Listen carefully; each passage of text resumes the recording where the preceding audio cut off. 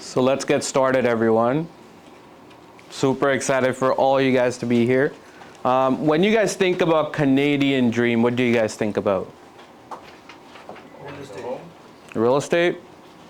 Owning your home. Owning your home? Generational wealth. Generational wealth. Well, just like the American dream, it's very much ingrained in the fact that you want freedom. You want freedom to live where you want, do what you want, and be who you want, right? And a big part of that is ownership in land. So a lot of you guys are from India, where I am from. A big part even there within our culture is owning land, so you feel free from any type of burden of debt or anything like that. Just like that here in Canada, we now have home ownership, which is a major part that makes the lifestyle of every Canadian. And people that do not pursue home ownership, oftentimes we'll see they end up feeling they're kind of left behind in life, right? So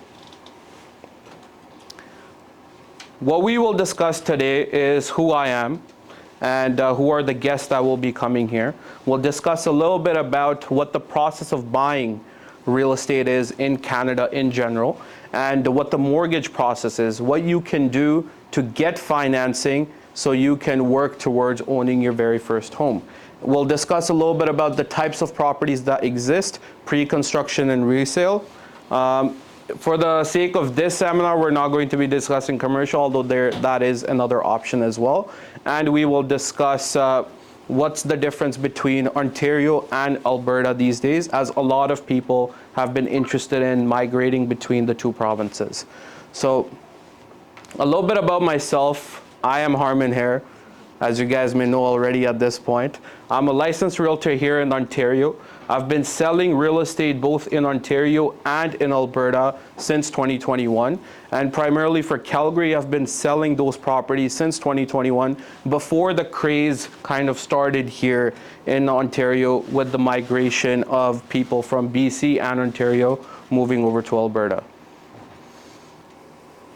Harkirat. Next. So I've been featured in the Toronto Star for the work that I've done within real estate. For a lot of the migration that was happening from Ontario to Alberta, Toronto Star personally reached out to me to get an opinion as to why the migration is happening. And I've been able to have a featured article within the post itself.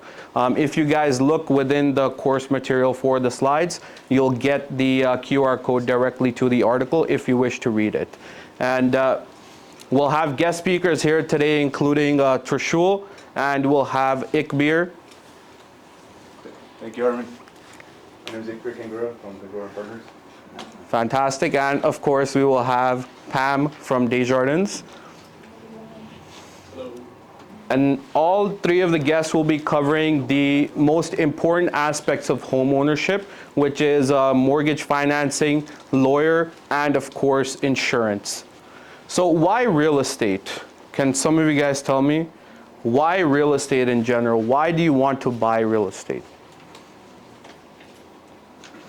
Wealth generation. Wealth generation, okay.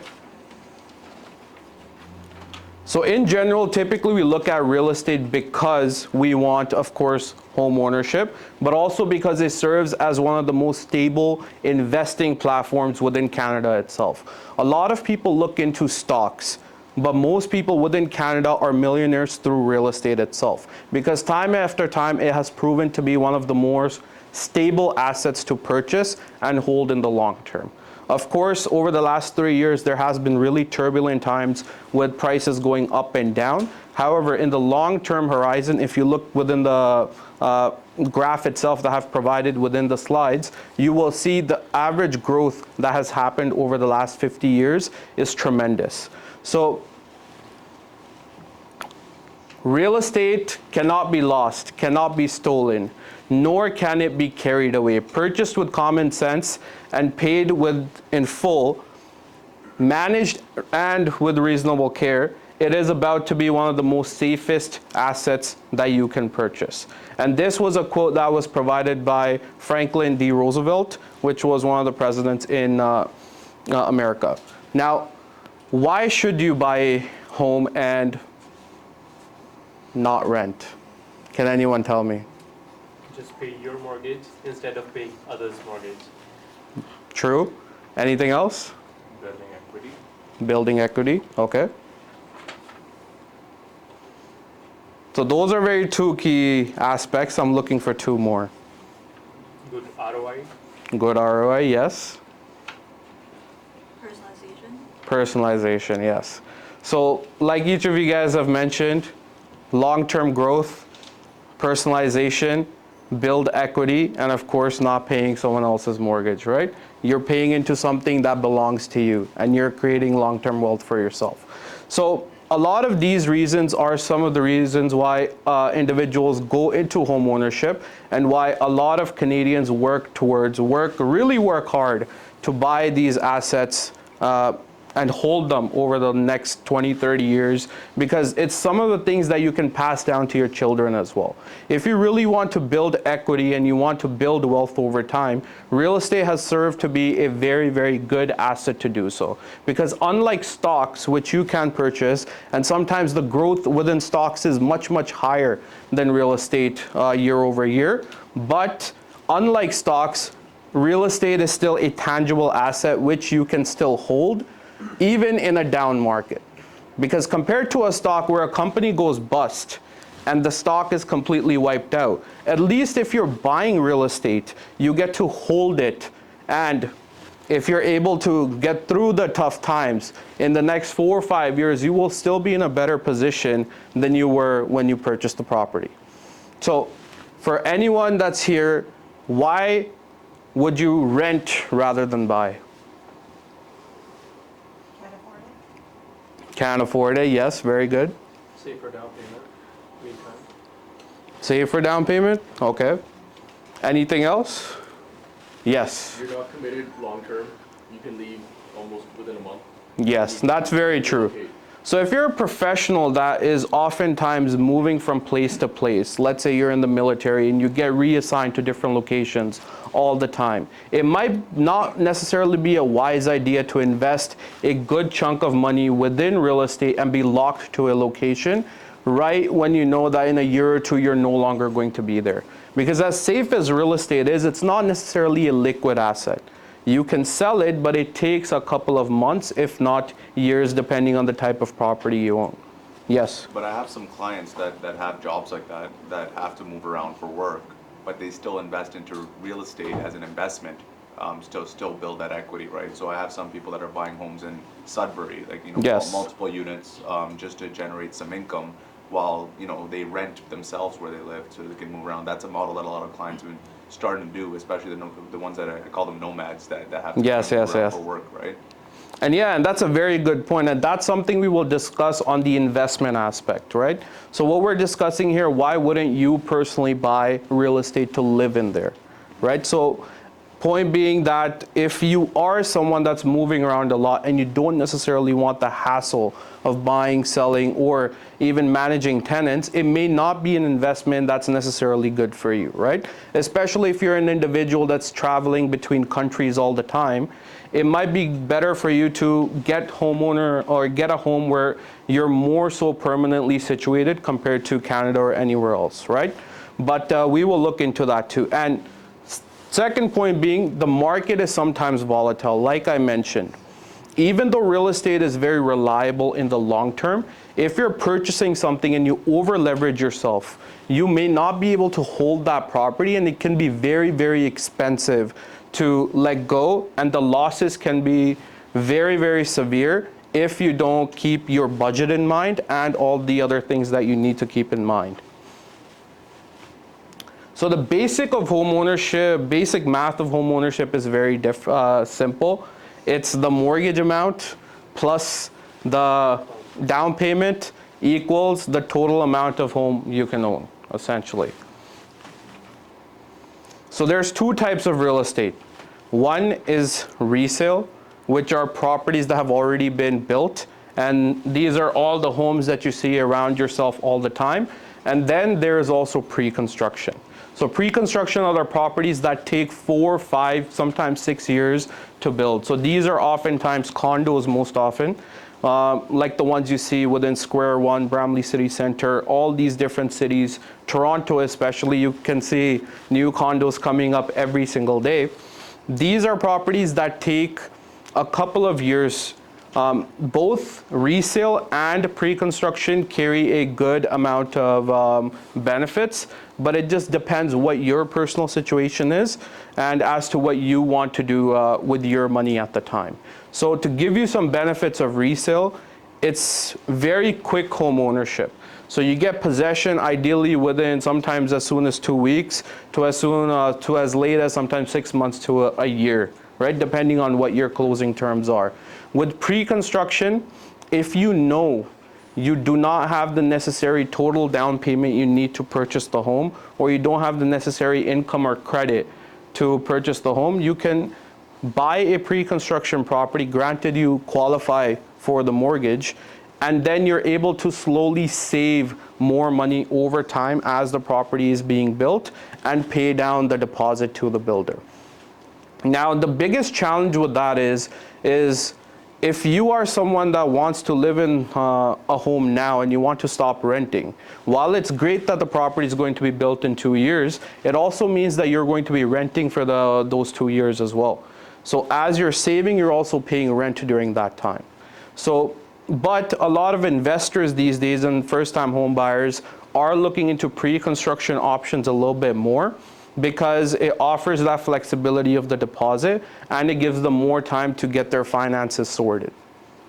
With resale, the income potential is very, very good, because as soon as you get possession, depending on the type of property you have purchased, you're able to convert it into either rental properties or homeowner or live and rent type of situation properties, where you can live within the homes and start getting the payments from, let's say, the basement that you're renting very, very quickly. But it does require more down payment up front, and it requires to have a mortgage approval done within that closing period. So especially in a time like this where interest rates are high, you may not be able to qualify for a mortgage in these times. But let's say with the trend that we're seeing now with interest rates going down, a pre-construction option may be more attractive down the line, as because you're going to be qualifying for a mortgage at the time the property will be closing. So if you purchase a property today for pre-construction, if the property is going to be closing in 2 years, in 2 years is when you apply for your mortgage and actually start making those payments. So we'll look at a case study at the moment. If one of you individuals want to read that case study for me from the slides.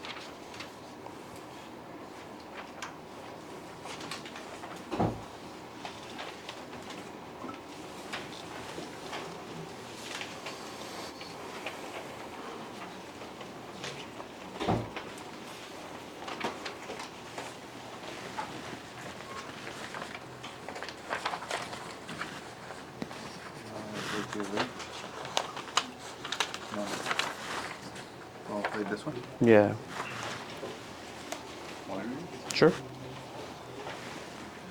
Mark and Lisa have been renting in Mississauga for several years and saved $150,000 for a down payment. Their combined annual income is $140,000, and they are ready to buy their first home. They prefer to move into a property within the next few months and are looking for a home in a well-established neighborhood with access to good schools and amenities. They find a 3-bedroom townhouse in an ideal neighborhood listed at $850,000. The property is well maintained, but they require some cosmetic updates. Additionally, buying a resale home means they have to deal with a competitive bidding process. On the other hand, they've also seen new developments in the area, but those won't be ready for at least 2 to 3 years, which could delay their plans to start a family soon. Perfect. So what would you say are some factors that Mark and Lisa should consider when they're deciding whether they want to go for a resale property or a pre-construction property? Pre-approval. Sorry? Pre-approval. Pre-approval? Anyone else? Work with the financial person to understand what their what they're going to be, so budgeting, right? And on average, it's also going to be the type of schools they want their kids to visit, right? Or to go to. Now, in a situation like this where both Mark and Lisa have a good chunk of down payment and they have a good chunk of income to qualify, what they can consider is how important is it for them to live in a property that's more brand new, where they don't have to do anything, right?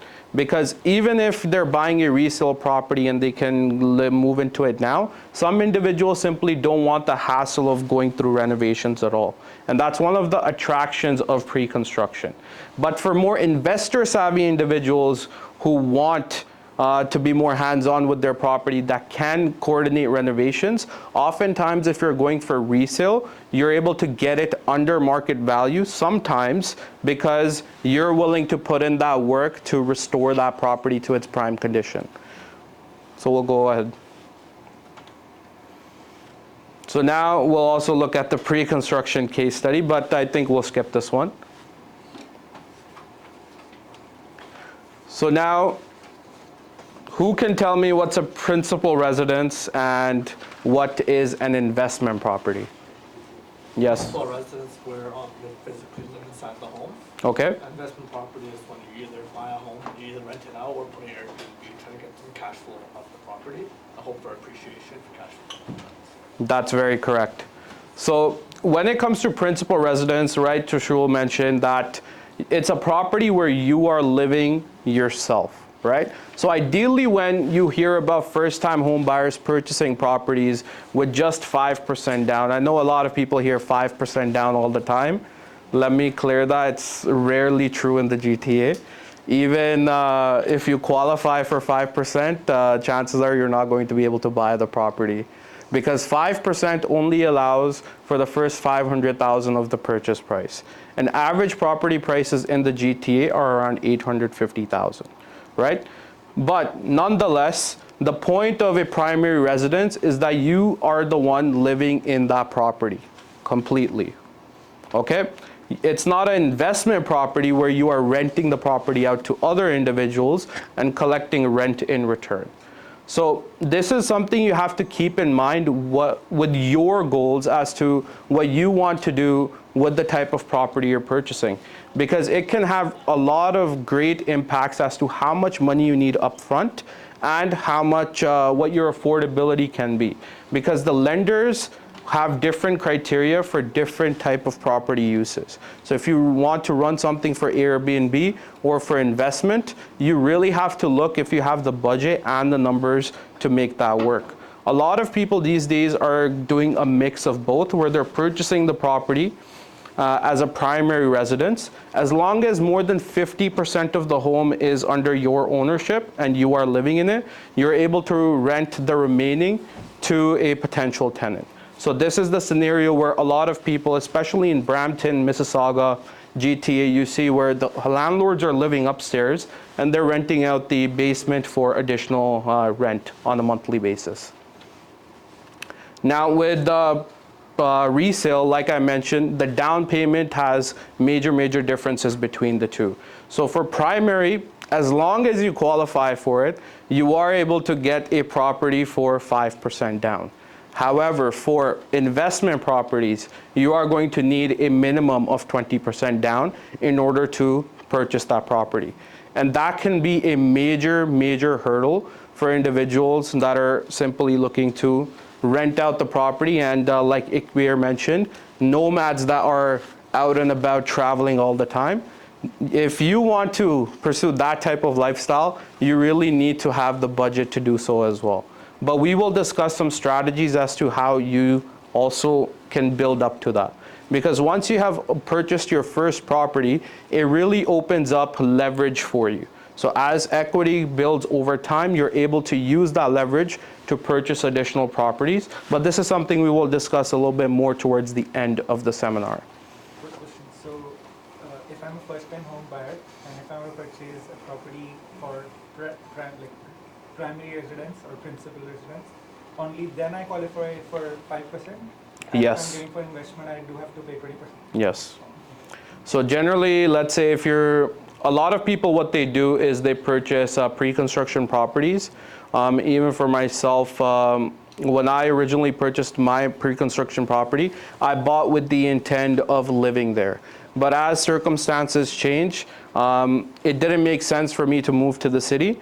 So when I wanted to close my property, rather than being able to close with just the 10% down, which I had already paid, I had to come up with the money for another 10% down in order to close that property. Now, what a lot of people do, which I don't necessarily recommend, is they claim the property to be their primary residence, but they rent it out, right? Now, this is where there can be a lot of gray area, and you can kind of get into a lot of trouble, especially with your lender and your insurance and CRA, depending on what you're doing. Because if you're purchasing a pre-construction property and you close it as a primary instead of an investment, the HST rebate that you get at the end, CRA can demand it back. And that $24,000 can be a big amount of money that you have to come up with at the all of a sudden, essentially. Builders have clawback provisions as well. That too. There are agreements where they can put a lien against your home if you've misrepresented, because the CRA is going to claw them back. Exactly. Because there's a lot of implications, especially with insurance too, because if you're closing your property, this is something Pam can discuss a little bit more in detail too. Generally speaking, you're purchasing that property as a homeowner occupied property.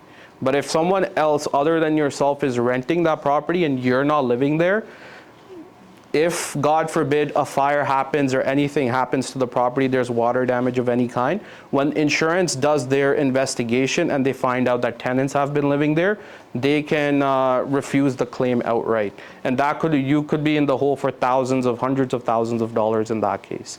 Same thing with on the mortgage side as well. When the mortgage lender is giving you the mortgage, it's based on the fact that you're going to be living in that property and taking care of it. And if you're not the one living there, the lender can simply send you a letter to demand that your mortgage is terminated, essentially. And that could put you in a very, very tough position where you have to figure out the financing and you have to figure out the insurance.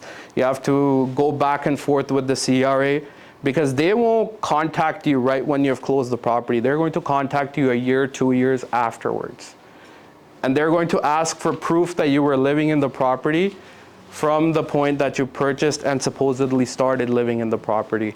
And that gets a lot of people in trouble. So ideally, I would say you avoid this type of situation. A lot of clients don't know that you're still entitled to the rebate. Yeah. Like you're able to still apply for it, right? So there's a misconception that if you don't say that it's your principal, that you're not gonna be able to get it. You can get it, you just gotta pay it and then apply for yourself. Exactly. So that's very correct with Ikbir as well, where let's say if you don't qualify for the homeowner's HST rebate, you can apply for the investor's one. So ideally, you would pay the $24,000 up front. Then what you will need is a lease for 1 year. For the property itself, where the tenants are going to be staying, and use that through a CPA to apply for your HST rebate with the CRA. So that's one way to save that $24,000. The difference is you have to pay it first as an investor and then get it back. Whereas for a first-time buyer or a primary owner, they get it right at the time of closing. So now we'll discuss a little bit about the mortgage process. So I'll bring over Trishul to talk about how the mortgage process works in Canada, and he'll guide you on how to get pre-approved and many other things. Thank you. It's a pleasure.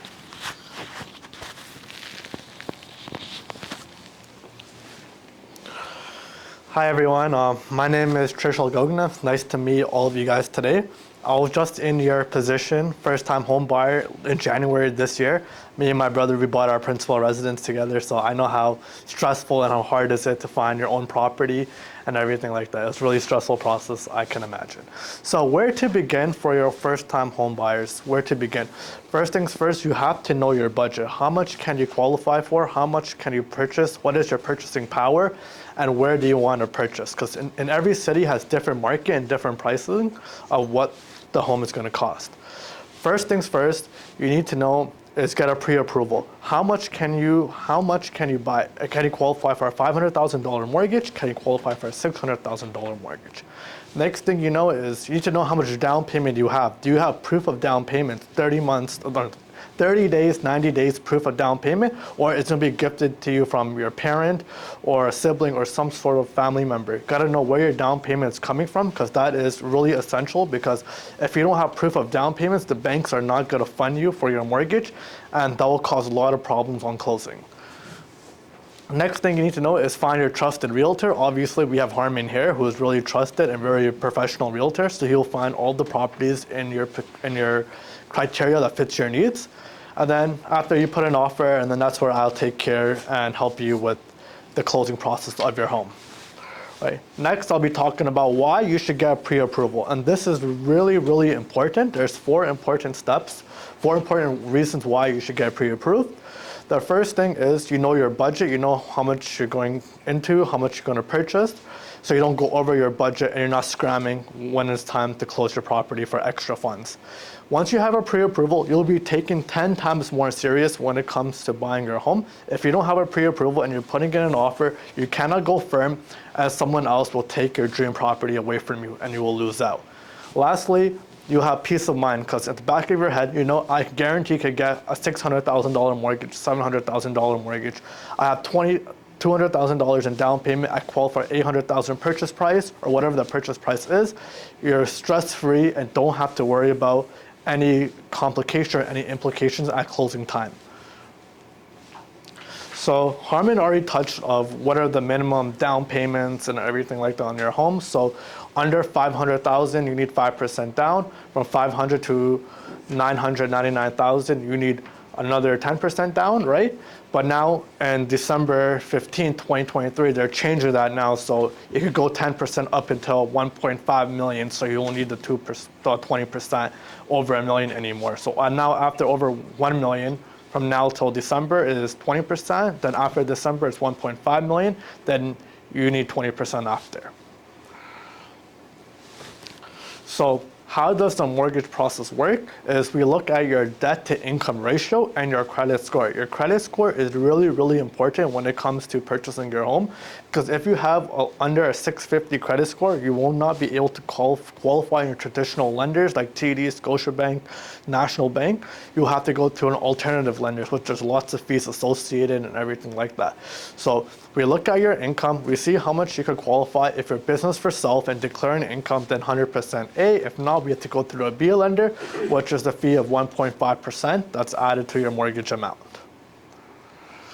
So now what I'm going to talk about, there's 5 new things that are happening in the last 8 months into the market. So the first main thing is, I just touched base points of it, is basically it's like the new mortgage amount is 1.5 million. Now you need only 10% from 500 to 1.5, so which you're saving a ton of money. Let's say if you're buying a home that costs 1.2 million, before the new change you'll need 240,000. Now with the new change is you only need $95,000. That's over $140,000 in savings that you're having when purchasing your home. The next new thing is now they're extending amortization amount from 25 years to 30 years if you're buying a brand new property and if that is pre-construction. So with pre-construction is once it's closing, you extend your payments to 30-year amortization, where you're saving about $200 to $250 a month in payment due to the longer amortization. And then the next new change is basically for people who own their homes, is they're able to refinance their home over 80% if they use it to build additional units in their home. For example, if you convert your basement into a legal basement apartment, or you add a separate ADU unit in your backyard, and you can rent that out, and you're able to refinance your home to 90-95% loan to value instead of the traditional 80%. And then the next new change is the RSP withdrawal limit. So as of April 16th, you're able to change your withdrawal limit from $35,000 to $60,000, which is huge, because with $60,000, you could use that straight into your down payment. And if you're purchasing with your spouse, you could go from $60,000, add another $60,000. So it's $120,000 you could use to be purchasing your first home. And there's obviously some caveats. Like with that, it has to be only your first home. Even if you had an investment property before, you cannot use this at all. It has to be your first home purchase only.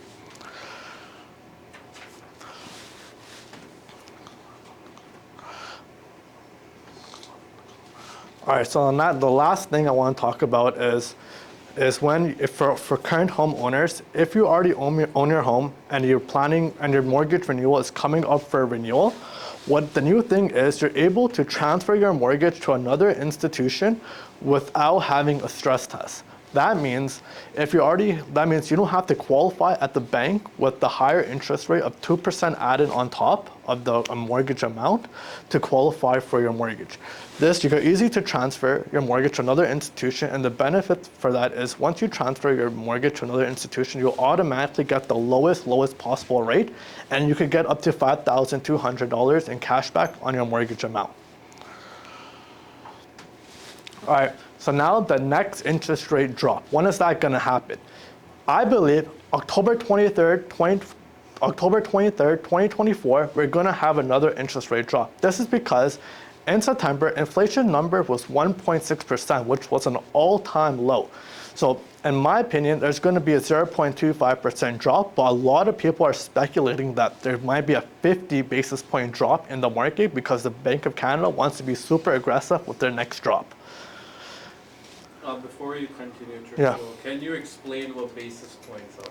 So basis points is basically like 0.5%. It's like on your percentage, it's like the 0.5 is the basis point. So 50 is 0.5 basis points, and then yeah. So now I'll talk about what are the rates happening in the markets now. So right now on a 3-year fix as of October 19, 2024, 3-year fix is going from 4.20%. 3-year fix is going from 4.15%. And variable is going for 5.40% right now for variable, which is a good time right now if you have a property to refinance or start looking before rates go down even more. If rates go down even more, you already know prices are going to go up. So this right now is a sweet spot where rates aren't too high, aren't too low, and you can get your property at a really good price. And you will be able to make money off your property in appreciation within the next 12 months when rates keep going down and down consistently. And that's all I'll be talking for today.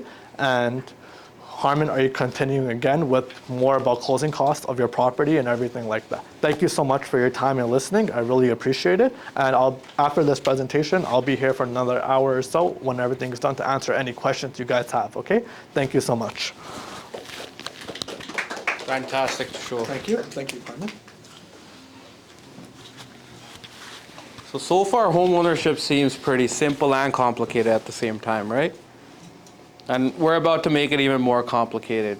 Because before I told you the basic math is just your mortgage plus your down payment equals your home purchase price, right? But there's more. It's closing costs. Do you guys like just paying taxes and just saying, hey, here, take my money? No? Well, you're definitely going to be paying a lot when you're buying a home. So on average, if you think about it, closing costs is one of the major expenses that's associated with purchasing your home for the first time or any concurrent home. Their costs are always going to incur when you're purchasing a property or even selling a property. But for the buying side, those expenses tend to be quite severe.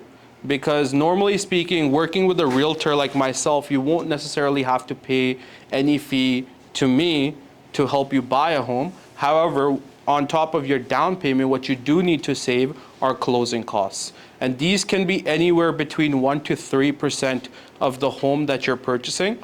And in general, they make up Ontario land transfer tax. And if you're buying a property in Toronto, in addition to the Ontario land transfer tax, what you'll be paying is Toronto land transfer tax. And then you will have your lawyer fees. And of course, you'll have your title insurance, your home insurance, and inspection, all those miscellaneous costs that are associated with making sure that your transaction gets completed, right?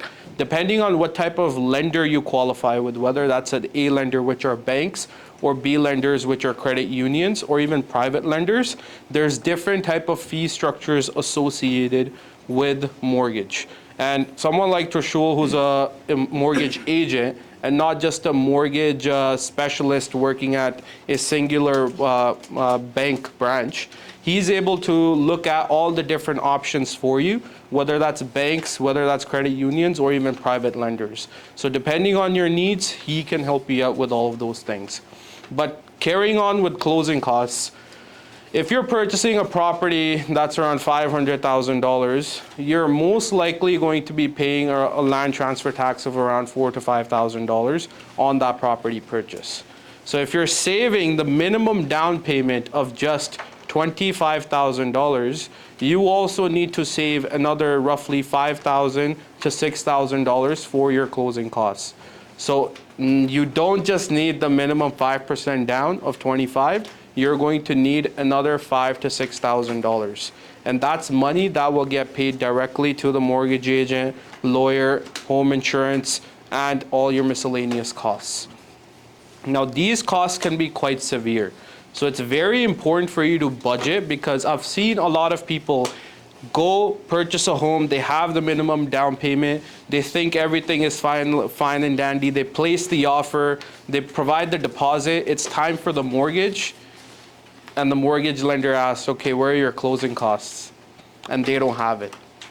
And in those situations, it can be very stressful, especially if you don't have any financial backing, whether that's through your parents or friends who are able to lend you money. And even in those scenarios, you might not qualify for the mortgage, because in order for you to have a mortgage, any down payment or closing cost money that you have needs to be in your bank account for at least 3 months for the mortgage lender to consider those funds for your mortgage. Now, Trishul has already discussed most of the changes to the first-time home buyer incentives. I know all of you guys love saving money. I do. So, of course, there's changes to the RRSP. There's also changes to how much, to the insured mortgages from going from $1 million cap to 1.5. But there's also the land transfer tax rebate.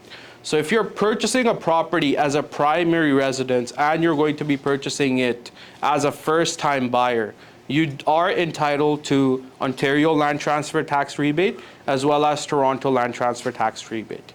So if you're purchasing a property of around $500,000 to $800,000, all you need to know, the math is pretty complicated what they do for per 100,000.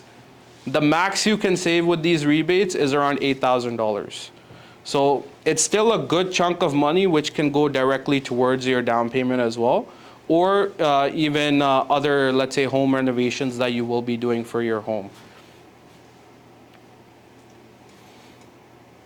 Did you discuss home buyer's plan with the RSP? You did? Yeah. First home savings account?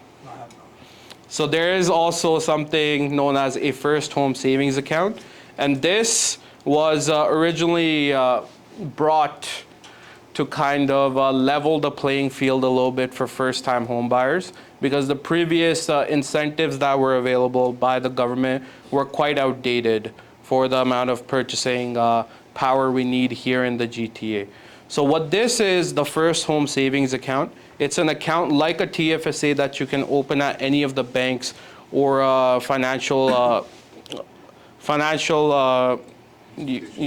yeah. So here, unlike a TFSA though, where you're automatically entitled to around $8,000 to $6,000 of sorry?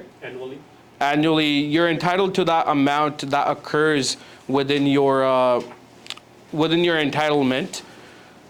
A FHSA only works when you open it. So if you have not opened a first home savings account yet, I would advise you go to your bank and open one as soon as possible, because there is a $40,000 cap on how much money you can put into the account. and you occur around $8,000 per year. But that occurring only occurs, very interesting word, occurring only occurs, when you have opened the account. So don't delay on that if you haven't, because it is a very powerful tool, which is a combination of a TFSA and an RRSP, where any money that you're putting within the first home savings account is tax deductible from your income. So you do want to take advantage of the tax savings and also being able to invest that money to grow over time while you're looking for a home that you potentially want to purchase. Now, unlike an RRSP where if you withdraw the funds up to $60,000 from your RRSP, FHSA, you do not have to pay back to the government or into your RRSP in 15 years. So it carries a lot of benefits, but it is still something that's not often talked about yet because the account itself is only around a year to 2 years old. And a lot of the financial institutions are still implementing it and bringing the awareness to their clients. So if one thing you guys learned from this today is to make sure to go to your bank and open those accounts if you haven't already, because you obviously want to take advantage of those $40,000 that you get tax-free for yourself. And that goes directly towards your home down payment. Now, this is money that you do have to use strictly for your home purchase, and you only qualify for this if you're buying this as a primary residence. Now, in case, let's say, you're not able to use the funds, or let's say you purchase a investment property, you are able to withdraw those funds, but you have to pay tax on that. So you have to be very careful what kind of property you're buying and how you're buying it.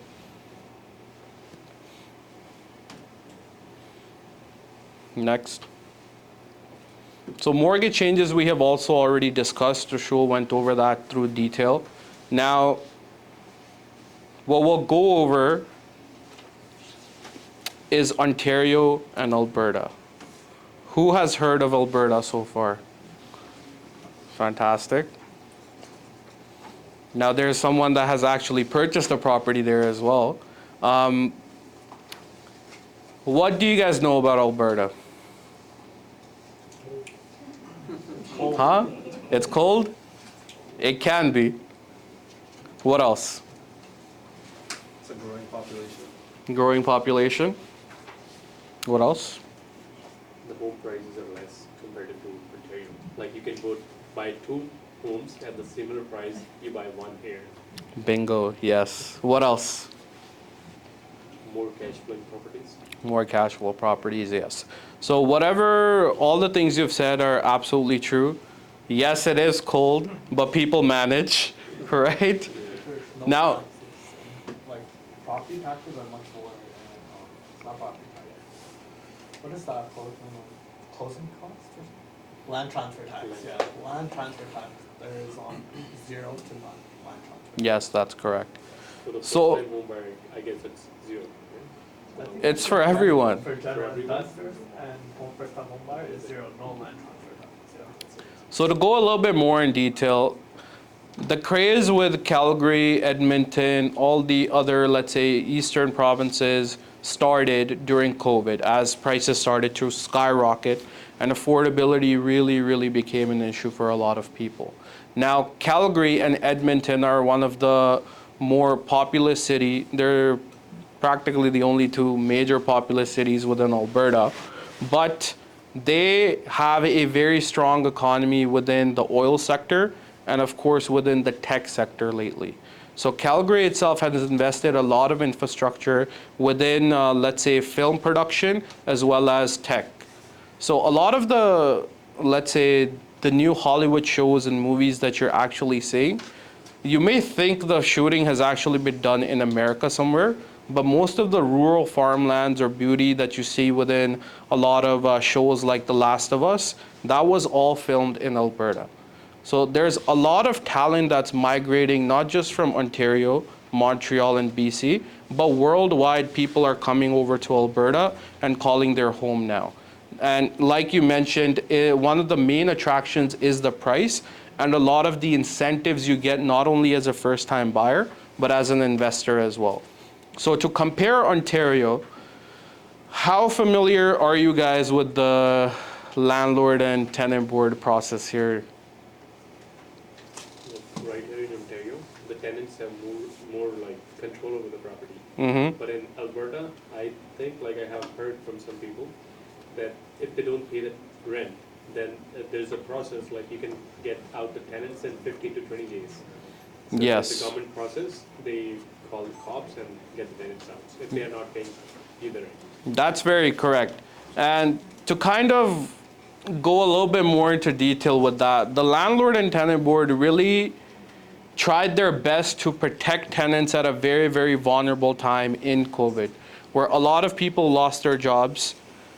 A lot of people were working, but practically may not be working as much as they did at one point. Landlords were suffering, businesses were suffering. So to ensure there wasn't a mass crisis of just people being thrown out of their homes and spreading COVID even more, they enacted some policies that went to a little bit more in favor of the the tenants. Now, while that's great for tenants, especially with the delays that occurred during COVID, they have still been carrying on to this day. Where if you want a hearing with the landlord and tenant board, it can be anywhere between 7 to 9 months, right? And while 99% of tenants in my experience have been fantastic, the 1% that are bad can ruin the experience of even the most seasoned investor that has been renting properties out for a year. Because one bad tenant can lead to thousands and thousands of dollars in damages. And that has happened. Now, a lot of landlords within Ontario have been very, very frustrated with that. And because of that, some of the investors that would have otherwise purchased properties in Ontario, they started to look over and purchase properties within cities like Calgary and Edmonton. Now, you're absolutely right, where the hearing process is a lot faster. If there is no rent paid within Alberta, you are able to kick out a tenant within 30 days. And that can save you a lot of money. Now, on top of that, Alberta in general, compared to 13% taxes that we're paying here in Ontario, you only have 5% GST that you pay in Alberta. Now, what that means in terms of money for all of you guys is, if you're investing $100,000, you're spending $100,000, you would have to pay $13,000 in taxes just here in Ontario. In Alberta, you only have to pay $5,000. Now, that $8,000 difference is a really, really great amount when you accumulate that to the amount of property price that you're going for, right? For a $400,000 property, that's a good chunk of change. And that can go directly towards your down payment instead and complete your 20% down, or you can use that investment to renovate your property or even take a family vacation, right? So not just the investor side, but affordability, and on top of that, you get the benefit of low taxes, making your money go a lot farther than it otherwise would here in Ontario. A lot of people, including from BC, have started to migrate over to Alberta. Now, it is a different kind of living in Alberta. It's not perfect for everyone. So if you enjoy the fast-paced life that Toronto, Mississauga, Brampton offers, where you want people around you for you to get a sense of that, hey, yes, I'm alive. If you go to a place like Alberta, the peace can be worrying for some people because no one bothers you in a way. The homes are spread apart, roads are more emptier, infrastructure is there, it is a developed city, but people mind their own business more. And yes, it does get cold in the winters. Winters do come earlier, but the way the geography of Alberta is at the moment, oftentimes it will have a lot of heavy snowfall in the morning, but by the afternoon time, you may be wearing a small spring jacket again.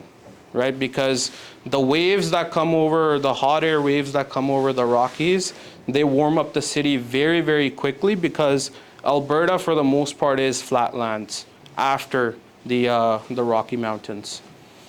So these are some of the investment side. Now, there's a lot of pre-construction properties I deal with in Alberta especially, and I've helped a lot of first-time buyers, including one right here, who was able to purchase their property while she was on a work permit. And as she's working towards her PR, this year Caroline became a homeowner here in Canada. So that's only possible in a place like Alberta because unlike Ontario and BC, you don't have the NRST tax, which is non-residential speculation tax.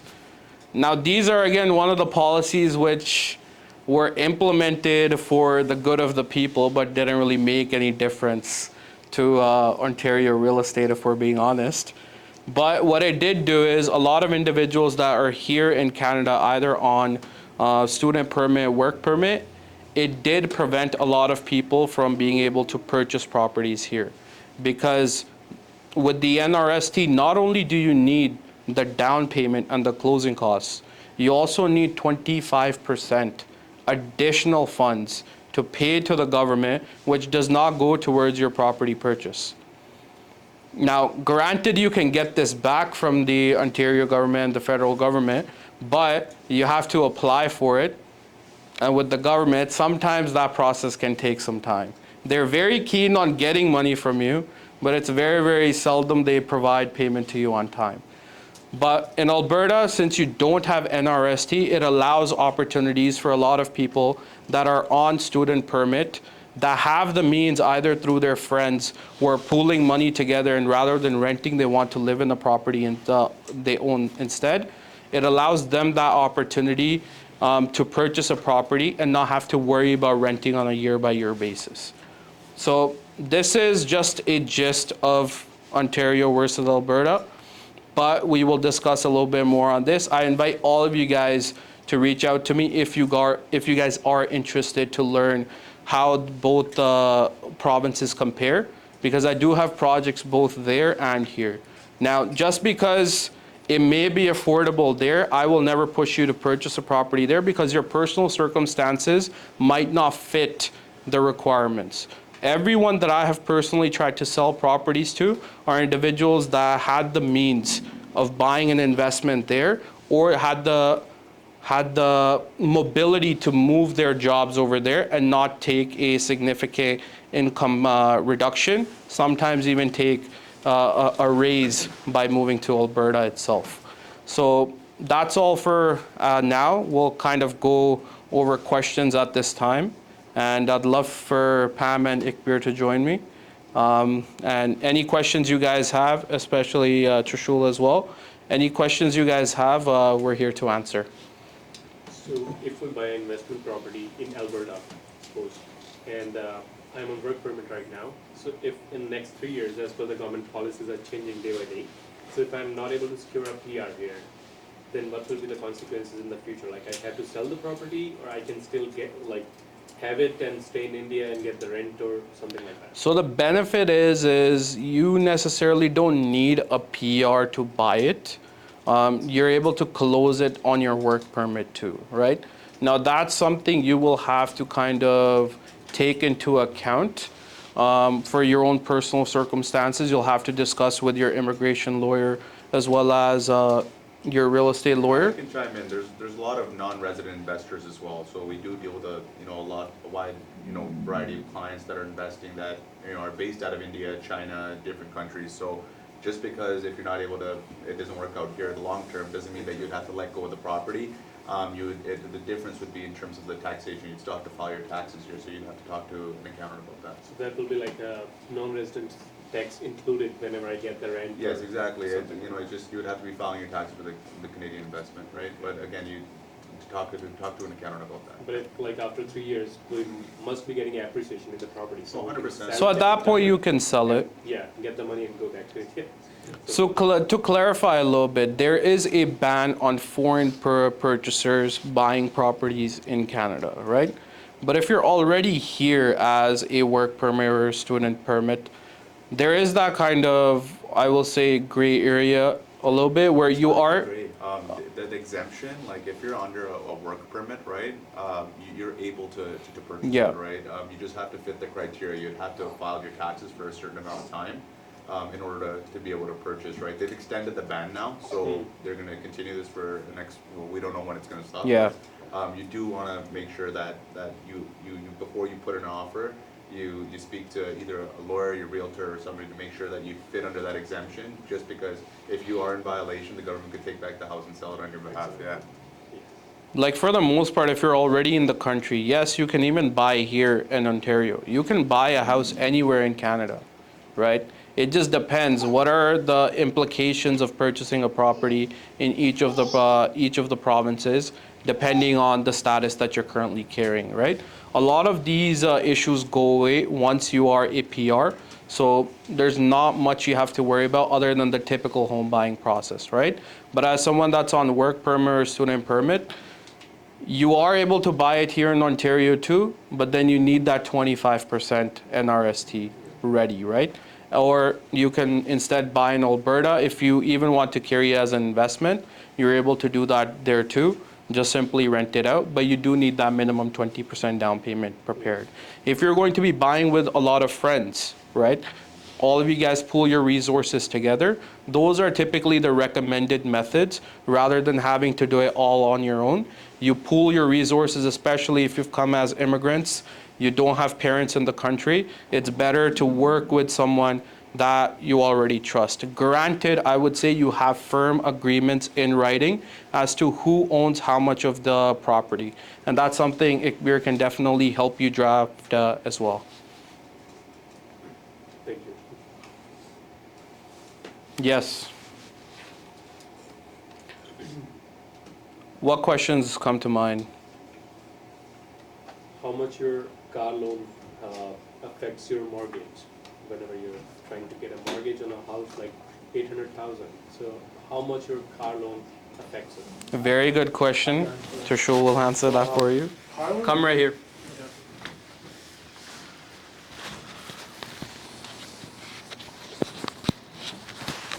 So, a car loan has a really, really big impact on your mortgage. It's like a really light in day impact. So let's say even if your payments is $400 a month, it could even if your payment is $400 a month, it can minus your qualification by $100,000 easily off your mortgage amount. It's a really big number, like 400 plus is really big. Anything under, you could get like 300, like 80,000 around there. It depends on your income, but like most cases, it really affects your mortgage application. That's why pre-approval, it's always the best way to go before going firm on your properties. A lot of people don't know that. It affects your debt to service ratio incomes. So yeah. And if you're paying every payment on time. Yeah, it doesn't matter if you takes make care- it, and it doesn't matter, no. Still, in a like. It brings the it amount brings of your mortgage. affordability down Yeah. quite a lot. Yeah. Because the amortization period on your car is so much lower, even though it's like just like 5 years amortization. That's why it's 400. That's why your home is amortized over 30 years or 25. Even though it's the payment is 400 versus let's say 3,000, not that doesn't show as a lot big difference, but the amortization period is small. That's why it makes a really big impact on your qualification. So then yeah, perfect. And anyone has any Yeah, yeah? I have a personal question. Yeah. So you were talking about earlier that something when your mortgage is coming for renewal, Yeah. you can do X, Y, Z. Oh yeah. So, all I can say is that listen. So my rental property is coming up for renewal in April of next year. Yeah. And it's currently sitting at 2.63% Yeah. interest rate. So what's the move? What's the best move? You say it's coming up for next year. Which Yes, sir. bank is it with? It's currently with RBC. So yeah, either let's say if RBC could give you a really good rate in the market. If not, usually they give you whatever the standard rate is, because in most banks, 80% of the clients stay with their bank. They don't care about rate shopping or anything like that. They automatically renew. So the other 20% is the bank's, okay, we already have 80, we don't care about the 20, because the higher interest we charge will equal for the 20% that we lose, right? That's how the bank's mentality is. When I was working at TD and all the banks, that's the same mentality that we have. So for you is, if you want cash back on your property, like for example, let's say your mortgage is like $600,000, throwing it out there, you can easily qualify for $4,200 in cash back, plus all your legal fees will be covered, and yeah, so on your legal fees will be covered, and you get the lowest rate, probably like 30 to 40 bips lower than whatever your bank is offering you, which is like a big difference in payment. So I should switch. 100%. I always recommend to switch. Never ever do it. Yeah, that's always Brought that recommend. up, 'cause I know I do it. Yeah, no worries, I bro. just kept it. Yeah, of course, man. I'm here to help you, man. Yeah, no worries, man. No problem. And if any more questions for me or for Ikbir, he's a really good lawyer, or any insurance questions, they should be talking soon. So I know usually in a normal transaction, the realtor is the face of it. Then sometimes you come across a mortgage agent that you're maybe meeting in person or just doing the entire work online. But seldom are the another heroes remembered like the lawyers and the insurance agents that really make the transaction happen, right? So I'd like to invite Ikbir up to kind of talk about what the role of the lawyer is within real estate.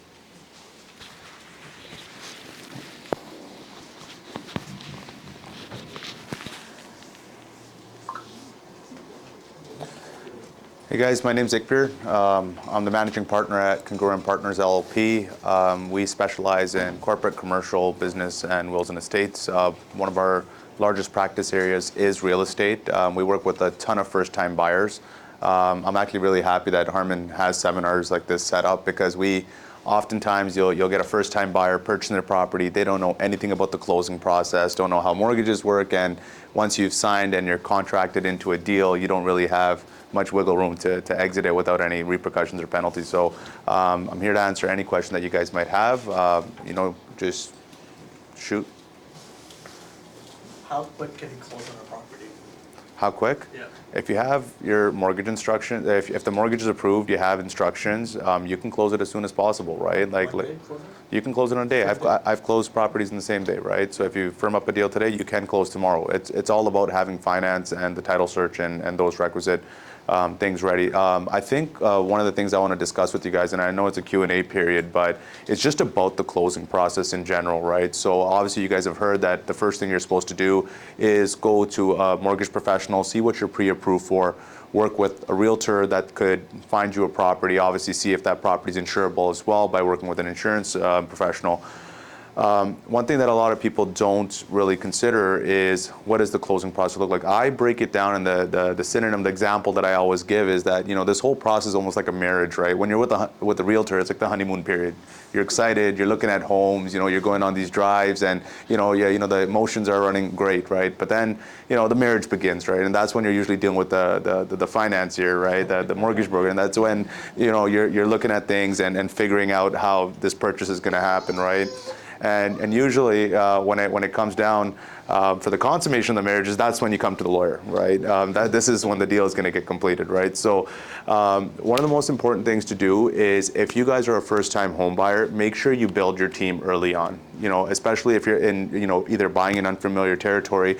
It's funny that Harman was talking about Calgary. We're actually in the process of opening up offices in Calgary and Edmonton right now, because we have so many buyers there, and we were just always referring files to lawyers. People have a lot of real questions. The law is different out there, right? So even if you're purchasing in a different province, make sure you have your lawyer, a mortgage broker. Mortgage brokers are great, and realtors as well, that you guys could practice in different provinces and sell things and get deals approved like that. With lawyers, we have to be barred and have to be registered in that province. So your first step when you're buying a home is take that agreement, get it reviewed by a lawyer. A lot of real estate lawyers will not charge you for that review unless it's like a pre-construction review, just to look over the agreement, understand what clauses are in there, just so you understand what your obligations are under the agreement, right? Because when we're looking at a real estate contract, it's no different from any other contract you're into. It's the four corners rule, right? Basically, you're entering into a deal with somebody else, and there's promises, representations, warranties, covenants that you guys are basically promising them, right? So what you want to be able to do is understand what your obligations are and how you're going to prepare to close, right? The role of a real estate lawyer is to review the agreement, to make sure that we go into the land registry office, which is online now, right? We search parcel, make sure that all the instruments are clean, that you're actually acquiring clean title to the property, right? So home ownership, what does it look like, right? It looks like a sheet of paper with your name registered on the top that shows that, you know, you're the designated owner.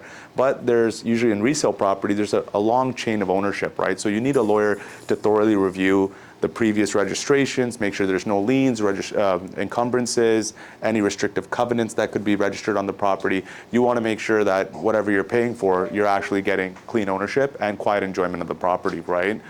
However, it's more than just doing the title search. We have to prepare your title documentation. We have to work with your mortgage broker in order to get the mortgage instructions. So usually in a transaction, when we're representing a client, we're not only just representing you as our client, we're representing the bank as well. On their behalf, we prepare and register the mortgage. So right after we register the deed in your name, we register the mortgage right after, right? So that's why, like, when I come back to talking about this, assembling your team, make sure that not only do you have a good realtor, mortgage broker, and lawyer, make sure that they're introduced together, especially if it's your first time. I have investors now that I work with, they're on their 10th, 12th property. We find out like 3 weeks before we get an agreement in our email and, you know, we're ready to close. But if it's your first rodeo, it's always good to make those calls, do your research, make sure that you're working with somebody that you're comfortable with, right? Because it can be a long process, especially when you're working with pre-con and you're waiting a couple of years before you're closing. You want to make sure that you're with a good team, right? Responsiveness is key, but again, just I've rambled on quite a bit. If there's any questions about the legal process. So what are some common mistakes you see in agreements with first-time buyers? First-time buyers, I feel like a lot of buyers don't understand how conditions work, right? A lot of realtors are great and they will get the inspection done.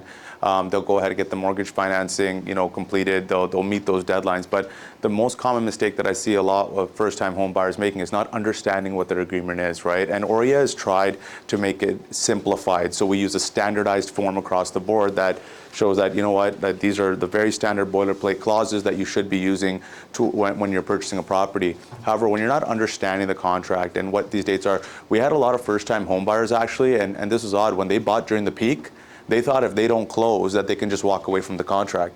And it doesn't work like that, right? Like the builders are now suing a ton of people. Obviously the market's had a downturn, it changed a little bit, but in terms of, you know, just not understanding what you're contracting for is probably the biggest mistake. And then if you can get in touch with a professional, get it reviewed, whether it's by a lawyer, even realtors, like I know a lot of realtors are able to, you know, go in depth and explain it, because you get this agreement, you're signing on DocuSign, and there's like a Schedule A with a bunch of clauses on it. You should be understanding exactly what that Schedule A has in it, right?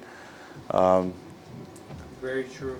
And let's say for buyers, how quickly should they connect with you in the transaction process? I think if you're you know, it's your second, third property, you can do it a little bit later on because you're comfortable with the initial steps, right? But if it's your first time buying a property, I think you should be connected with the lawyer right away. That way, the lawyer could review your offer before it goes in, explain what your obligations under the agreement are, remind you if there's any conditions that need to be satisfied within a certain time frame, and you know, it's always good just to understand what other costs are. Like Harman did a great job telling you about what other costs are involved in the closing process, right? Obviously your deposit, down payment, but on the legal side, there's other fees as well, like such as title insurance, right? A lot of people are surprised when they see, oh, what is title insurance? Why do I have to pay for this, right? Or other people are mistaken that it's a monthly recurring cost, right? So just getting in touch with a lawyer early on, getting a fees breakdown is important, because especially when it's your first house, like with anything in life, the first time's always the hardest when you're doing something, right? And budgeting is important, right? You don't want to be in a position where you're at closing day and you're short like $4,000 or $5,000, right? And a lawyer could usually at least tell you what your land transfer tax and your other closing costs look like and your deposit. So I think that the best time to get in touch with a lawyer is very early on. Fantastic. Yeah. I have a question. Yep. So, for example, I book a pre-construction and I pay my first 5% and I have to pay the remaining over a few years. Yes. Few years down the line, either I don't qualify or I choose to move out of the country and I do not want to close this deal anymore. So what happens from a legal perspective? There's a couple of scenarios, right? So some pre-construction properties have something called an assignment clause. So at that point, you might be able to assign that property to somebody else if someone's willing to take it off your hands. So let's say if you have a $100,000 deposit there, you're now leaving the country, you don't want to stay here, or whatever, your whole circumstances have changed, you're not in the same financial position. If your pre-construction agreement has an assignment clause, you can basically work with the realtor, and the reason why I'm saying that it's mandatory in that situation is you can't list it on MLS, so you need to work with a realtor that has a good network that's able to sell it off market, because a lot of builders will not let you just list it on Facebook or Kijiji or any of even the MLS, the multiple listing service. So that's one option, is just assigning it, getting rid of it. And some people do negative assignments as well, and I call them negative assignments. It's where, let's say if you're going to be out 100K, you even tell someone, look, I'll instead of even giving my deposit back, like I just want 50K back, you can keep the credit of 50. I just don't want to get sued by the builder for not closing, right? So we've seen a lot of those in this market as well. But some people assign for a profit. Like imagine you buy now, we're seeing the market get a lot better. And the lawyers always see it first because that's where the agreements start coming in, right? Like we get the deal, and the mortgage brokers as well. You guys find out early on as well. Like I'm seeing a great influx of people buying now because we went through a market where it turned into a buyer, it was like a buyer's market there. It wasn't a seller's market anymore where they were controlling it, right? So buyers were able to negotiate really good prices for homes. Like some homes, especially the higher end, like luxury homes, they dropped like hundreds and hundreds of thousands, right? So now what people are trying to take advantage of is this little window where you can get into the market with still buying the home at a cheaper price and the promise of rates actually going down later, right? But again, coming back to that point, assignment is one way to exit it. The other way you can exit an agreement is to actually negotiate a mutual release with the builder. You can get a lawyer to engage with them and hopefully negotiate some sort of contract where it would release you from the agreement and the obligations. Just to be very frank, a lot of times builders will not give your deposit back and they might reserve the right to sue you in the future. However, a lot of builders, you're able to negotiate and say, look, why don't you keep the deposit and we sign a mutual release so you don't have any obligation under that agreement anymore and you can kind of move back, right? The other thing is if you're moving back for good, and obviously this is not a recommendation nor is it legal advice, it's going to be very hard for them over whatever the difference in purchase price is to be, we call it jurisdiction, right? So they're going to have to sue you and bring you into the jurisdiction of Ontario to try to enforce that contract. And if you have no plans of coming back, the chance of the builder actually pursuing that, the cost of doing that is going to be exponential. But if you were to return, you would have a judgment in your name probably, and your credit would probably be really screwed up. Yeah. Fantastic. There was a question in the back too. Yes, so I wanted to say, obviously you guys are all seasoned brokers and lawyers and all that stuff, right? So you guys know what you're doing. But for a first-time home buyer, there's a lot of naivety involved, right? Even from my personal example, there was a lot of false trust, right? You just end up trusting the first guy that shows up in front of you. So my question is, without being disrespectful, how do you vet a real estate agent or a lawyer or an insurance broker to know that they have your best interest at heart and they are going to help you out and you're not just going to get stuck in a sticky situation later down the road? Because it has happened to people. The best answer to that question, he's got to look like this guy. No, I'm joking. No. A good way of doing that is legal advice. Yeah, no. What I'm saying is that's actually a great question, because as a first-time home buyer, you're really you don't have that network of people that you're normally working with. Sometimes you have a realtor in your family or somebody that you know. I always advise that the best way to do it is interview your realtor, right? You don't have to sign the document or the paperwork right away, whether it's your lawyer or your mortgage broker.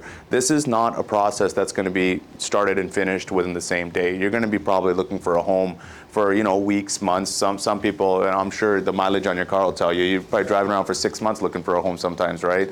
But the most important part is to have that connection, right? Ask the hard questions. Do your research, right? When you're vetting somebody, right? And again, it's great to go with a mortgage broker or a lawyer that is recommended by the realtor, because for one reason is, remember I was talking about building a good team around you, and if they have experience working with each other, likely even if it's off hours, it's on weekends, they're going to pick up each other's calls. They have a web of business that they're doing together, right? However, you're completely right. There could be a time where you're just getting recommended to somebody, and you're just going down that road. Okay, the realtor said this mortgage broker is good, I'm going to work with him, and the mortgage broker said use this lawyer, so I'm going to use him, and you end up having a bad experience, right? So the thing is, a recommendation is great, and going through somebody that's a referral, I think it's the highest honor in the industry is when you can refer somebody to somebody, and if they do good work. However, you got to be smart yourself too. You got to sit with the guy. Like some people are so busy with work and other things. If you're spending like upwards of $500,000 to $1 million on a home, you should be able to go sit down with the person, ask them the hard questions, see if you actually like working with them, right? And that's where the naivety comes from. Is now is a day where everything's going through emails and text messages and everything. It's like, and some realtors say, oh, you know what, I got a mortgage broker for you. You don't even see his face during the whole transaction. You know what I mean? Or even the lawyers. Now we're allowed doing digital signings. You haven't met your lawyer, you haven't talked to your lawyer, you meet him 2 days before you close the house, and he pops up on your screen, shows you a bunch of documents that don't make any sense, and then voila, you're closed, right? So it's also about client engagement and client involvement as well, right?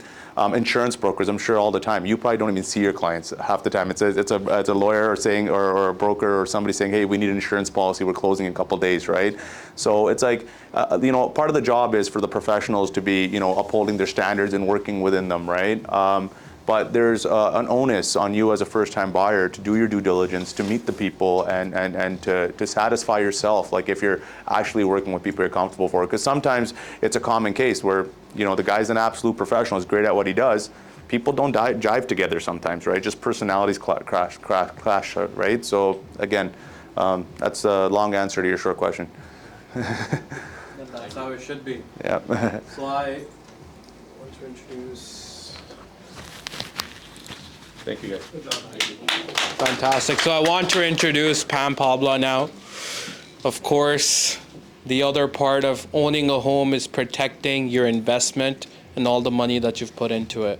And she's the person that you call in time of need to get your money back. Thank you so much, Harman. If I may. Yes, perfect. Is it better? Oh, perfect. Thank you so much, Harman. Okay, hello. I guess you all know my name by now. I'm Pam Pabla. I've been in the industry for over 25 years. And I have my office in Mississauga. I have a team of, right now, 3 team members. However, we definitely are looking to hire more people. But just so you all know that, Harman did a great job. Trishul, you've done a very good job explaining mortgage, and Ikbir, he's done a great job in terms of talking about legal stuff. And bottom line is, when we buy those assets, it's very important to have some protection, right? So insurance, I'm sure that you all know what insurance is all about. Insurance is all about transferring our risk to insurance company. So it is very important, and I know Trishul can tell you that the mortgage cannot, the transaction cannot be closed without insurance. So lenders' requirements are to have insurance policy for homeowners, right? So when you purchase a home, you purchase a car, financing or lease, you have to have insurance, right? So these are mandatory things. And also, when we talk about insurance is not just car and home. So there's a lot more, which we basically a one-stop shop for all your insurance and financial services needs. So you have any questions in terms of protecting not just your home or car, a lot of times we forget about our lives, right? So my first question, what is more valuable for you, your home or your life? Your life. Right? So that's what we always put ourselves in a backseat thinking that, oh, I have these assets, which is great. It's very important to have those assets. But just for a second, think about it. What if you are not there? And we all know that, yes, being a homeowner is a great privilege to owning a home. But at the same time, we got to think about, now I have a home, but yes, there's a co-ownership with the bank and yourself. It's not you own the home 100% unless you paid off the mortgage and everything. So it's very, very important to have income protection plans. So there's a lot of different plans that, it's very important that we are protecting not just ourselves, also our loved ones, and we're leaving a legacy behind. So owning a home, it is a legacy, but end of the day, when mortgage is not being paid, we know that bank will take over, right? So just there's a lot more to learn about insurance. Since being a part of Insurance Institute, I also teach chartered insurance professional courses. My role is not just to set up a policy, is to even the team is ready to educate our clients. It's education piece is missing where people just know that, okay, well, I need a home insurance policy, but they don't have time to learn about what coverages they have.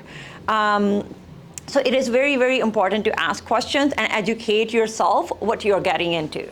So as we talked about, it's not just a transaction, it's building a relationship and a trust.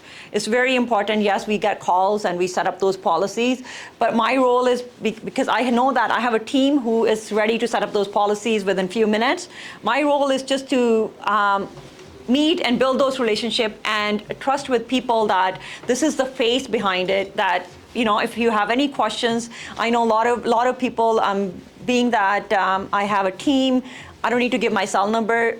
My cell number is everywhere, on the website and everywhere. So I'm available 24 hours. Rather, I understand that I don't expect call to someone to set up the policy at 12 p.m. Their closing is in 5 days. Yeah, definitely I'll tell them to just call my office in the morning. However, if in case of an emergency, it's very easy to say that, okay, I'm going to have this, set up this policy for you. After that, oh, you don't know me, I don't know you, because you're paying the premium every month. That's not the way the transaction, it's not a transaction, it's a relationship. So in terms of when a claim happens, a lot of times you want to make sure that you go to someone who's going to understand you, who's been in the industry for a number of years, who understand how claim process is going to work. So it is very, so those key things, definitely, if you guys have any questions, more than welcome to reach out. The pamphlet is in the folder, and thank you so much, Harman, for giving me this opportunity to come and speak up. And I just have one comment, guys. Insurance is really important, and we were talking about the lawyer's closing process before. When you're actually in the process of closing, if you're taking a mortgage from a bank, they always want you to be listed as a loss payer or a mortgagee on your insurance policy, right?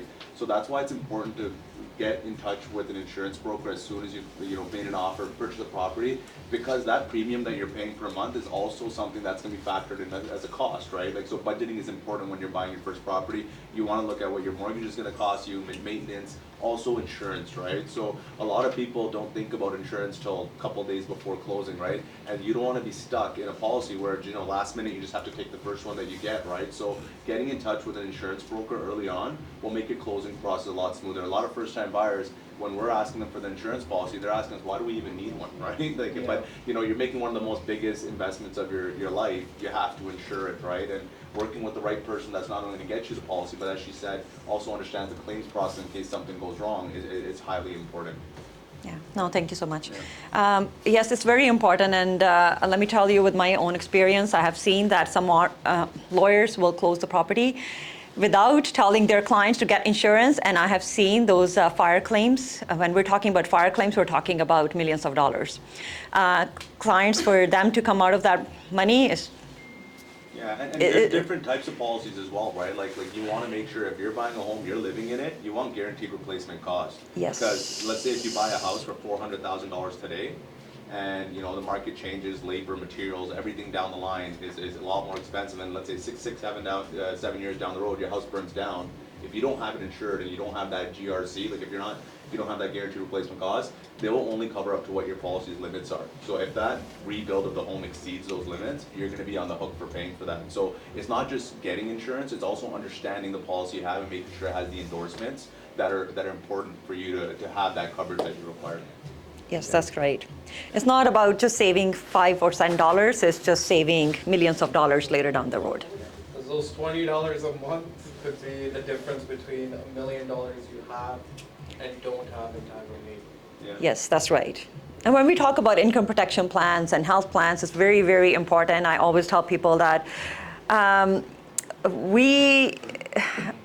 I always say that, yes, we can value this home, this house worth is 1.5 million or whatever. What's your value? We always degrade ourselves and think that, oh, nothing's going to happen to me. Life is, guys, very unexpected, and unexpected things happen. And it's very, very important in a financial planning. Number one is to think about yourself. What if something happens to you? How everything else is going to run.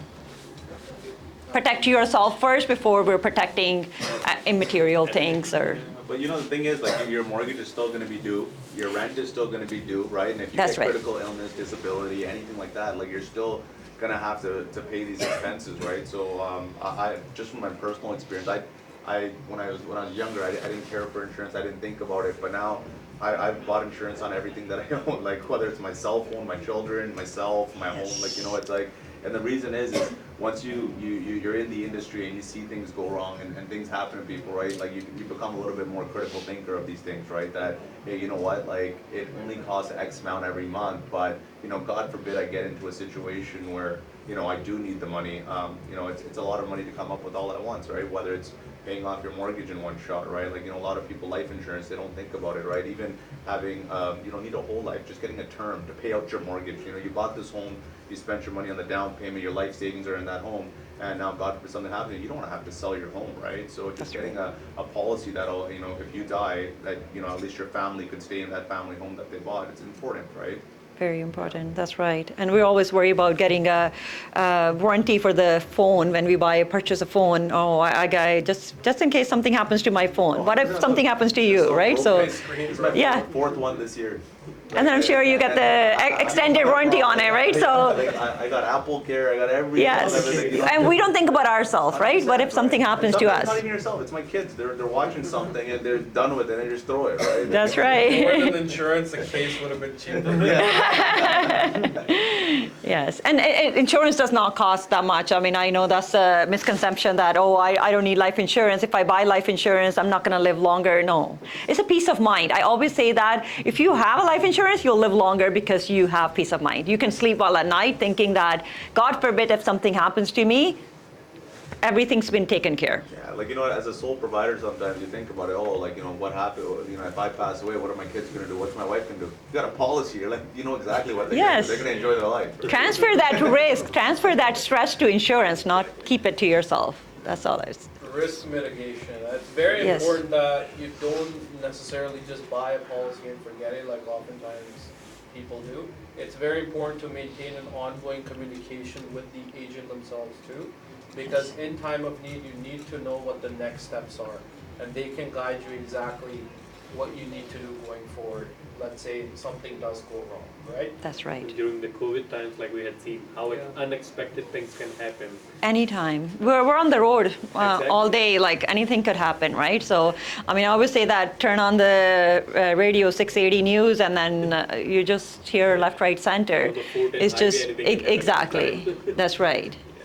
So, any questions? Thank you so much. How much insurances do you have, like right now? The Oh. different sectors, like life insurance, car I insurance? have everything, and if you want to know that, I think you don't want to know how much I pay for the premium.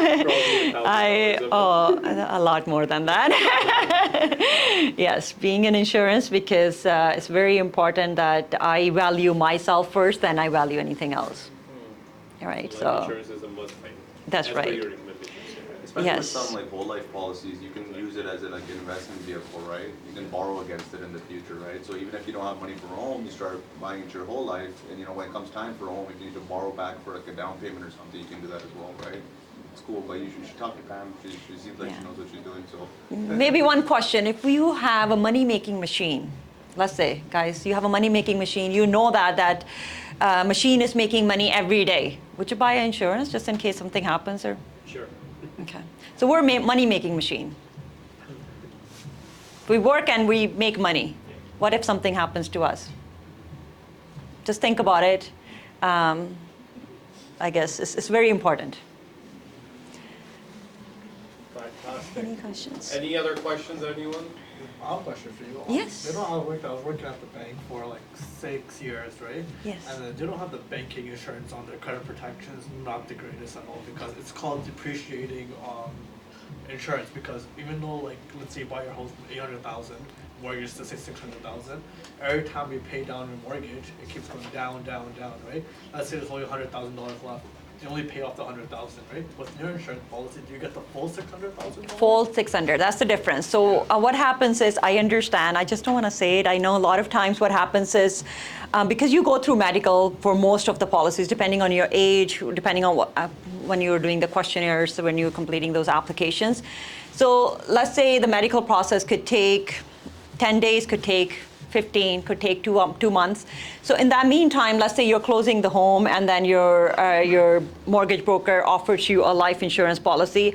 I would just say take it and then talk to an insurance professional who can educate you to get the best policy by doing financial need analysis. Because a lot of times, life insurance or critical illness or all those, people's mindset is thinking their best interest being insurance. I don't call them insurance professionals, because as being a professional, your mindset should be thinking your best interest, not my best interest. So it's about you, not about me. So that's why it's very important to do a financial need analysis, because your financial need analysis would be different than your financial need analysis. So I need to sit down and get to know exactly what your needs are and offer you that product. So once you have that product, depending, as I said, it could take 10 days, 15 days, 2 months. So while that is happening, so if your mortgage broker has offered you that policy is great for that time period for a few months till your other policy is being approved. Once you have that other policy being approved, let's say talk about mortgage life insurance, right? So that's called also another name of it, term insurance. So if you have that policy now after the medical is approved, the difference between both, the one you got it through the bank and the one you got it from insurance company, your house is worth $1 million, let's say, which is, I guess, more than that these days. So just to round up the numbers. Exactly, 5 million. $1 million, and then you get an insurance from from the bank. So what happens is you pay, first of all, higher premium, and then what happens is as the mortgage amount is reducing, let's say you have a mortgage of $500,000. Now, after a few years, your mortgage amount is only $100,000. You're paying the premium based on $500,000. However, your coverage is left for $100,000. And who's the beneficiary? The bank is the beneficiary, not your own loved one or your own person. So that's the difference. But anyways, I mean, if you have any questions, we can go more in details. But it's a good idea to get the insurance from a mortgage broker for that time period till your other insurance is being approved. Any questions? Sorry, I hope it was clear. Any questions regarding any type of insurance? Feel free to reach out. What about getting insurance as an immigrant? As an immigrant, yes, Like, we let's say have. temporary resident. Yes. Not so much as a PR. You are talking about home insurance or life insurance or Anything. Let's anything? say life insurance. Can a temporary resident have life Yes, insurance? yes, they can. Yes, there is a limit. They might not get more than $250,000, or there is a limit that they can get that. Yes, there is. They can get all permanent insurance. With They that can get. money, so if they're like, imagine it's a temporary resident or a student or that's here. Yes. And they get this policy for 250,000. When they pass, would that money then be sent to India if they have no? The other- beneficiary. The Beneficiary can so claim the it. beneficiary in India. Yes, they can claim it. Yes. They can claim it. Exactly. But would you? They would have to advise them that they have life insurance, and they would have to claim We it, have right? to. Yes, we have to have their names, date of birth, and Would everything. you as a company reach out to Yes, them? Oh, okay, yes. okay, awesome. Yes. So just because some people are here Yes. alone, right? Yes. Yes. That's right. Yeah. As long as we have all the information, we will definitely make those efforts to give the beneficiary their claim. Fantastic. Yes. And there are, depending on, there are some exclusions in terms of if you are student or anything happens within Canada will be covered. For example, if you're PR or citizen, then anywhere in the world, anything happens, you're good. And then there's a lot of coverages, which a lot of companies don't offer it. We have $5 million travel insurance complimentary by the company when you buy those critical illness policies. So those are travel insurance. $5 million is a big amount. You get that part of it as a complimentary. Amazing. Yeah. Thank you, man. Okay, thank you. Yeah, thank you. Oh, sorry. Well, thank you everyone for coming. Hope you guys enjoyed the homebuyer seminar. We'll be doing these on a monthly basis going forward. So of course, today you got a gist of what we're going to be offering, and it's going to be an ever improving product on a monthly basis. So we would love your feedback today on what you thought about the seminar itself. If you're open to it, I'd love if you can leave a video reply to Dior as to your feedback for the event. It really helps us improve for the next one. And if you have any friends, family members that are even thinking about investments or even, let's say, just buying a property, whether that's tomorrow or even 5 years, the first part of the process is arming yourself with knowledge. So it's very crucial to know it's very crucial to set a destination for yourself for then to figure out how you're going to get there. Because you can wander around thinking, hey, I might do this, I might do that. Oftentimes that leads you to go nowhere, right? So it's a great first step you guys have taken. Now you guys have an understanding of what you need to do in order to accomplish your goal of home ownership here in Canada. So I'd love to help you guys. If you guys like, we can, of course, chat on one-on-one, and you can connect with Pam, Ikbir, Trishul for any of your questions. They'll hang around for a little bit here once we're done. In the meantime, we have some amazing food prepped by the Heritage India. We have some naan pizzas and of course coffee and among other things for you guys to enjoy. Of course, try the food. If you guys want to dine in, of course, dine downstairs too. And definitely give Heritage India a fantastic review if you guys like. That's all. Thank you, everyone. Thank you, Harman. My pleasure. What do you think? It was good. Thank you. Such a pleasure to meet you. Yeah, nice meeting you too.